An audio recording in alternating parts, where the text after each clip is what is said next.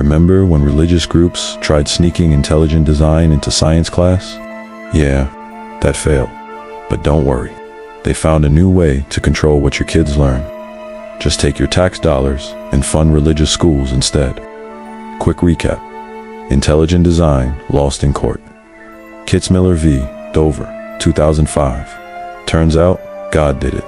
Isn't a scientific hypothesis. Who knew? Creationists realized they couldn't force ID into science classes. So they went with Plan B. Defund public schools. Funnel taxpayer money into religious education. Teach kids creationism, Christian nationalism, and anti-science nonsense. All on the public dime. Sounds nice, right? Freedom of choice. Who could argue? But here's the real effect. Vouchers and school choice programs pull money away from public schools. Public schools collapse, and suddenly religious schools are the only option. These schools don't have to follow real science standards. So kids learn creationism, not evolution. Public tax dollars are now funding religious indoctrination. So what's wrong with religious schools? Let's take a look at what they teach when no one's watching. Biology. Nope. Genesis and talking snakes instead. History. More like America was founded as a Christian nation.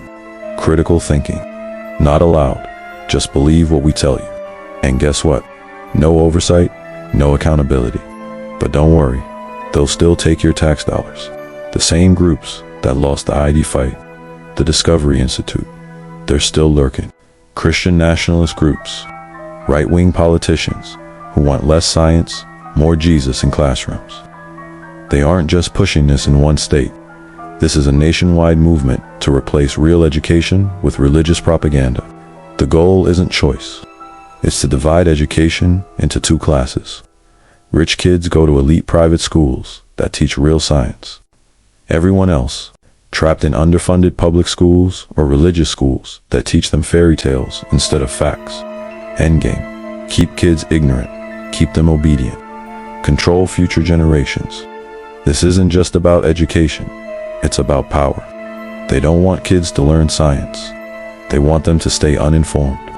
The best way to stop this? Speak out, vote, and expose the con. Now that you see the game, are you going to let them win?